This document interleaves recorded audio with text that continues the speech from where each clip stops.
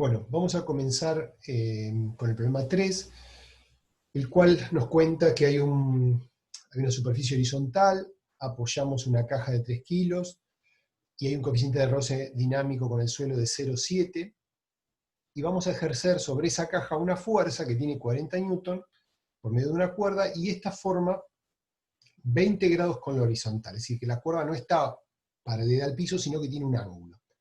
Y vamos a hacer actuar esa fuerza durante 4 segundos.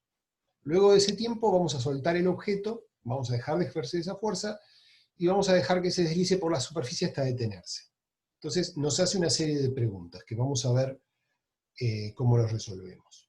Bien, bueno, en primer lugar estaría bueno hacer un esquema del problema para ubicarnos. ¿Sí? Vamos a dibujar la superficie horizontal, vamos a dibujar el bloquecito, ¿sí? El bloque inicialmente está siendo impulsado por una fuerza, dice, de 40 newtons, pero que esta fuerza no está horizontal, sino que forma 20 grados, ¿bien? Y que claramente esa fuerza lo vamos a haber hecho a partir de un punto que lo vamos a llamar posición inicial 0 y tiempo 0, y vamos a empujarlo hasta una determinada posición. Vamos a llamar la posición a los 4 segundos. ¿Por qué? Porque esto corresponde a tiempo 4 segundos. Así que la posición a los 4 segundos va a estar por acá. No sabemos cuánto es, de hecho la primera pregunta es cuánta distancia total recorre. Lo interesante es que después de este punto, el objeto va a seguir moviéndose, pero ya sin la presencia de esa fuerza de 40 newton. Es decir, que va a seguir avanzando a una determinada velocidad que va a tener justamente en este último punto, y la va a empezar a perder, hasta llegar finalmente a una posición final, vamos a llamarlo F, que le va a corresponder un tiempo que vaya a saber uno cuál es, no lo sabemos. Bien, bueno, esta es básicamente la situación. Para simplificar un poco este problema, vamos a llamar a esta etapa, primera etapa, ¿sí? Y la vamos a llamar a la segunda parte, donde no está la fuerza, segunda parte. ¿Sí? Le vamos a poner las siglas romanas, primero y segundo. Lo primero que aconsejo es hacer un diagrama de cuerpo aislado de cada cuerpo, porque pensemos que este es un problema de cinemática, pero yo no conozco las aceleraciones que va a adquirir el objeto en cada lugar, ni las velocidades. Entonces, lo primero es aplicar todo lo que yo sé de dinámica. Entonces, vamos a hacer un diagrama de cuerpo aislado de este bloquecito. Este bloque va a tener entonces una fuerza, dijimos, de 40 newton, formando 20 grados, va a tener su propio peso, que como dice que la masa es de 3 kilos, esto vale 30 newton, va a tener una normal, que ahora vamos a pensar cuánto vale esa normal, y va a tener también una fuerza de rozamiento porque dice que hay un coeficiente de roce dinámico, entonces ya sabemos que va a estar en movimiento. Fíjense que el diagrama para la segunda etapa no es igual a la primera. Acá va a tener el peso, va a tener la normal, y va a tener una fuerza de roce solamente. Bien, ¿en qué difiere la primera etapa de la segunda de esta fuerza? Fíjense que esta fuerza lo que está haciendo es empujando el cuerpo hacia adelante, pero también lo está tirando un poco para arriba. Esperemos que la fuerza con que tira para arriba no sea mayor que el peso y el objeto se quede en la posición horizontal. Seguramente va a pasar eso. Pero el hecho de que haya una fuerza que tira para arriba, un poco de estos 40 newton están tirando para arriba, eso indica que la normal ya no va a ser igual a 30 newton. Entonces la fuerza de roce, en este caso, va a tener un valor menor porque la normal va a ser más chica. Es decir, que vamos a llamar a esta fuerza roce 1, y a esta normal también la vamos a llamar normal 1. Porque en este caso, en el segundo caso, en el segundo tramo, la normal va a ser igual al peso, y por ende va a haber una fuerza de roce diferente al primer tramo. Es decir, que acá vamos a tener que hacer varios cálculos porque estamos en distintas situaciones que si no se nos va a complicar. Lo primero que podemos hacer es calcular esta fuerza de roce, ¿sí? La 1 y la 2. Yo esta normal la calcularía haciendo sumatoria de fuerzas en el eje Y, pondría la normal 1 menos los 30 newton, pero también pondría la fuerza, sumando la fuerza en Y. Bien, esto me tiene que dar igual a 0. ¿Estamos? Bueno, si yo resuelvo esto, esto me va a quedar normal 1, va a ser igual a 30 menos la fuerza en I, que son los 40 newton, por el coseno, perdón, por el seno de 20 grados. ¿Sí? Esa normal, si hacemos la cuenta, me va a terminar dando 16,32 newton, ese es el resultado que me da, y ya con eso puedo sacar la fuerza de roce dinámica en el primer tramo, ¿sí? Que es 0,7 por la normal 1, bien, y esa fuerza de roce van a ver que les tiene que dar 11,42 newton. Bien, eso es lo que les tiene que dar. Eso básicamente, fíjense, para el primer tramo.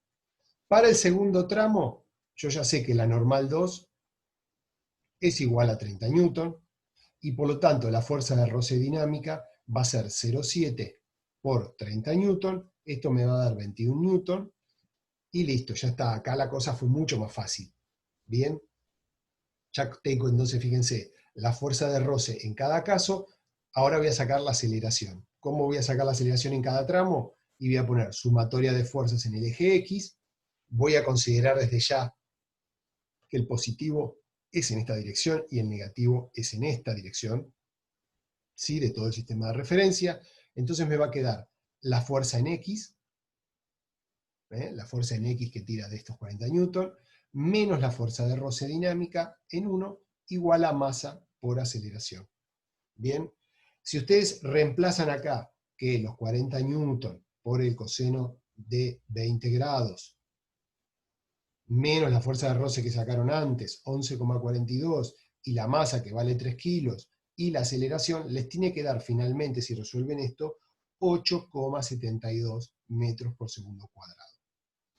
Es decir, que en este tramo va a haber una aceleración positiva que lleve hacia adelante este bloque con esta aceleración, 8,72. Es decir, va a haber un vector aceleración en el primer tramo que lo va a llevar hacia adelante. ¿Qué va a pasar en el segundo tramo? Y la fuerza resultante, fíjense, mira hacia la parte negativa, es decir, que se va a frenar. Entonces voy a hacer sumatoria de fuerzas en X, es menos la fuerza de roce dinámica, igual a masa por aceleración. Va a haber 21 newton, va a haber acá 3 kilogramos, esto va a terminar dando menos 7 metros por segundo cuadrado de aceleración. Entonces yo ya tengo que en el primer tramo hay una aceleración que lo impulsa ganando velocidad, y en el segundo tramo va a haber una aceleración 2 que lo va a ir frenando hasta dejarlo quieto en este punto, donde la velocidad va a ser 0, básicamente.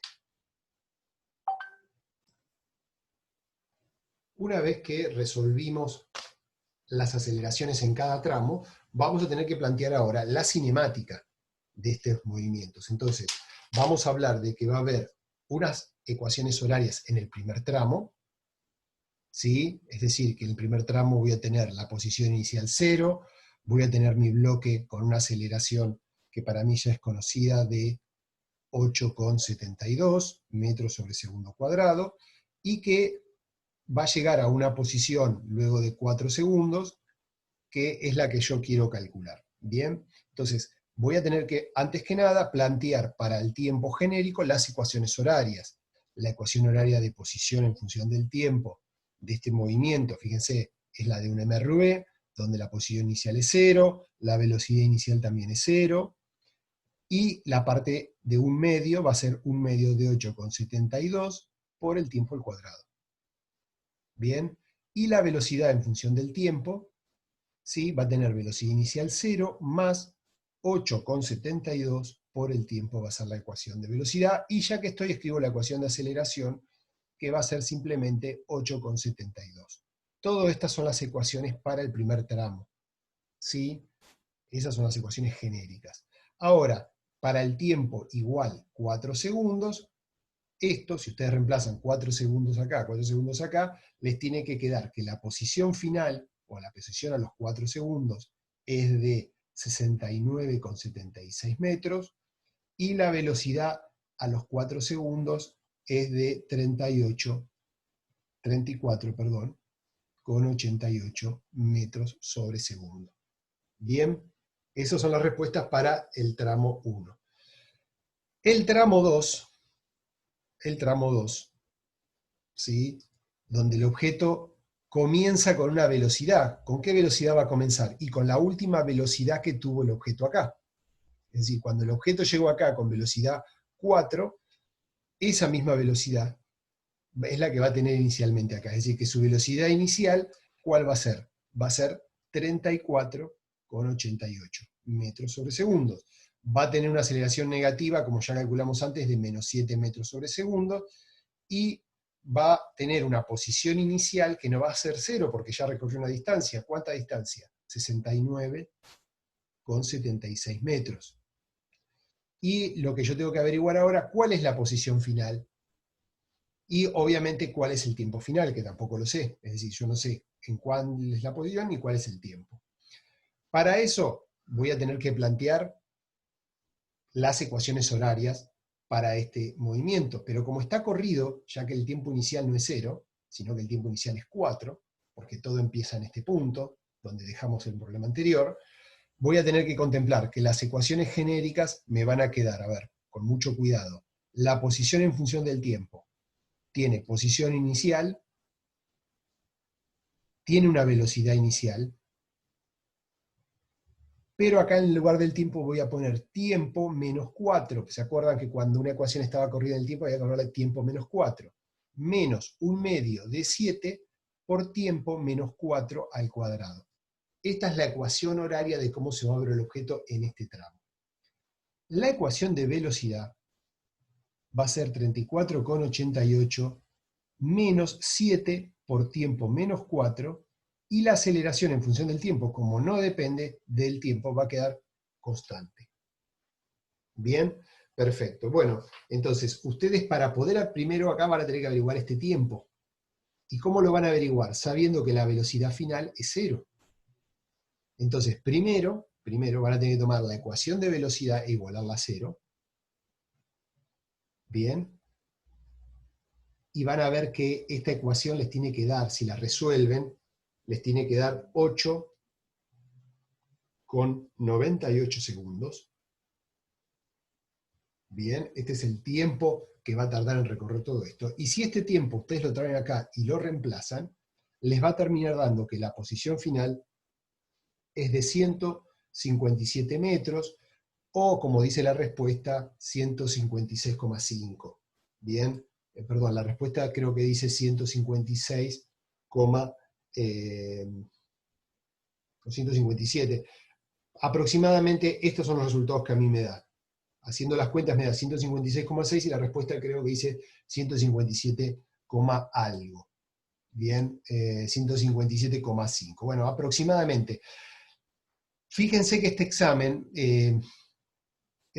lo digo justamente porque me parece que este ejercicio está bueno para un examen, es extremadamente largo, hay que hacer muchas cuentas y es muy probable equivocarse. Por eso el resultado puede oscilar entre algunas de estas cantidades, porque es probable que ustedes se hayan comido algún decimal en todo este recorrido. Y otra cosa interesante, todo esto que hicimos hasta ahora es para resolver solo el inciso A del ejercicio, porque todavía falta el ejercicio B y el ejercicio C. Si ustedes llegan a otro resultado, por favor, y no encuentran el error, no dejen de mandarme este ejercicio y vamos a revisar a ver qué es lo que pudo haber pasado. Mándenmelo por correo en una foto y vemos qué pudo haber pasado. Bueno, les deseo éxitos y seguimos ahora con este mismo ejercicio. El problema B pide resolver, mejor dicho, dibujar las ecuaciones horarias de posición, velocidad y aceleración. Entonces, para eso, les aconsejo que se hagan una buena grilla. Fíjense, yo traté de poner en el tiempo máximo de este movimiento, que llega casi hasta 9 segundos, y extenderme en posición hasta la distancia más alejada que llega. Y construir una tablita de 2 entradas, donde acá en el medio puedo disponer a hacer alguna cuenta, o puedo aclarar qué ecuación voy a usar, y básicamente yo conozco en tiempo 0, yo sé dónde está, yo sé dónde va a estar a los 4 segundos, y después voy a saber dónde se encuentra en el último tiempo, que es 8,98 segundos.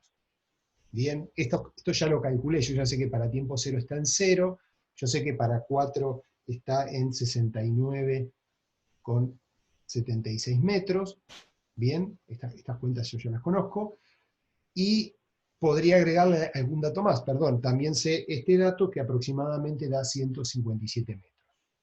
¿Sí? Estos son los datos aproximados. También sé que acá va a corresponder la ecuación horaria del primer tramo, es decir, acá va la ecuación horaria del primer tramo, y que en esta fase va a ir la ecuación horaria del segundo tramo.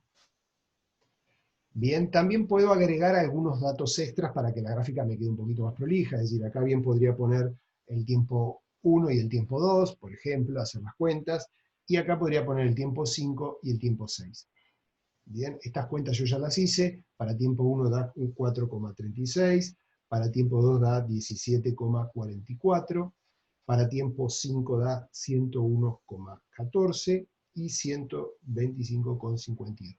Una vez que tengo armada la tabla, ¿sí?, que es la parte más laboriosa, tengo que llevar esos datos a una gráfica horaria. Bien, perfecto. Entonces ya sé que empieza en tiempo en posición 0, está acá. Luego sé que para tiempo 1 segundo está en 4 y pico, es decir, que está aproximadamente por este punto. Para 2 está en 17, así que más o menos va por acá. Fíjense que por más que estoy haciendo en forma aproximada, ¿sí? Vamos a ver que da, para 4 está casi en 70, para 4 está casi en 70, fíjense, da más o menos por acá. Esta primera etapa es una parábola ascendente, y luego para 5 está en 101, es decir, en 100 prácticamente, va por este punto. Para 6 da 125, que da aproximadamente por acá, ¿sí? Esto está por acá, y después está en casi 9, está en 160, está dado por acá, más o menos. Fíjense, estoy haciendo un estimativo. Esto básicamente tiene que haber dado una parábola creciente hasta los 4 segundos, y luego tiene que dar una parábola decreciente hasta que se frena completamente. Bien, esa es la gráfica de posición en función del tiempo que les tiene que quedar. Si hacemos la gráfica de velocidad, esta va a resultar mucho más fácil. Acá ya tengo un esquemita aproximado. Va a ser mucho más fácil, ¿por qué? Porque yo ya sé que, como los dos movimientos son MRV, van a ser líneas oblicuas, líneas rectas.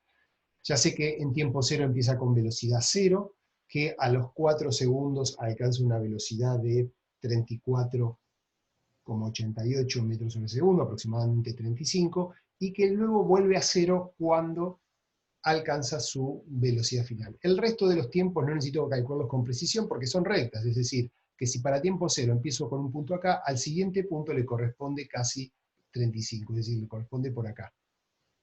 Bien, aproximadamente. Es decir, que esta curva va a ser creciente porque las velocidades van a aumentar a lo largo de este tramo, y luego va a volver a llegar a 0, las velocidades son decrecientes en el segundo tramo. Bien, esto tiene que ser una recta, que acá no me queda muy recta, pero esa tiene que ser básicamente la forma de resolverlo. Bien, la última gráfica del inciso B pide graficar la aceleración. Eso es fácil porque sabemos que la aceleración es constante en los dos tramos, es decir, que hasta los 4 segundos la aceleración tuvo que haber tenido un valor de 8,9, nos había dado 8,72, ¿sí? Nos da una aceleración de 8,72 metros sobre segundo cuadrado, y que de los 4 en adelante da una aceleración de menos 7 metros sobre segundo cuadrado. Cuando llevo esto a un gráfico aproximado, fíjense acá yo ya me organicé un gráfico con los mismos tiempos, pero dividido de distintas maneras en el eje Y para contemplar la aceleración, llego más o menos hasta 8 y hasta menos 8, esto da 8,72, esto significaría más o menos, por acá andaría el valor 8,72, constante, es la gráfica constante, y cuando paso los 4 segundos comienza una negativa, es decir, que por acá vendría el tramo de aceleración para el segundo tramo. Fíjense cómo la aceleración cambia bruscamente porque las fuerzas cambian de un tramo al otro, entonces la aceleración cambia bruscamente. En el inciso C nos pide que hagamos un gráfico de fuerza resultante en función de la aceleración. Para eso, vamos a seguir más o menos la misma idea, vamos a dividir tiempo, pero acá vamos a poner fuerza resultante, y para fuerza resultante vamos a tomar también los pocos tiempos que tenemos, porque ¿cómo podemos calcular la fuerza resultante de un cuerpo? Como ya tenemos la aceleración, lo único que tenemos que hacer es multiplicar la aceleración que tuvo por su masa, me daría la fuerza resultante, es decir, estoy aplicando la fórmula sumatoria de fuerzas igual a masa por aceleración de la segunda ley de Newton, donde la fuerza resultante es esta parte de acá si multiplico masa por aceleración. Esta parte me tiene que dar 26,6 Newton, y en esta parte tengo que obtener menos 21 newton. Esas fueron las fuerzas resultantes en cada tramo. Si lo llevo a un gráfico, voy a llegar a las mismas conclusiones. Lo que pasa es que acá me convendría dividir en 10, 20 y 30 newton, y acá en menos 10, en menos 20 y en menos 30 newton. Es un gráfico que nunca hicimos anteriormente, pero no quita que se pueda resolver porque estamos haciendo fuerza en función del tiempo. Bien, entonces fíjense que esto más o menos da constante por acá, baja y se hace en 21 por aquí. Bien, ¿qué diferencia hay entre estos dos gráficos? Bueno, en realidad no tendría que haber ninguna diferencia. Lo único que cambia es que en vez de hablar de aceleración, hablamos de fuerza resultante, pero la forma en que cambia la aceleración es equivalente a la forma en que cambia la fuerza resultante, porque eso básicamente nos dice la segunda ley de Newton.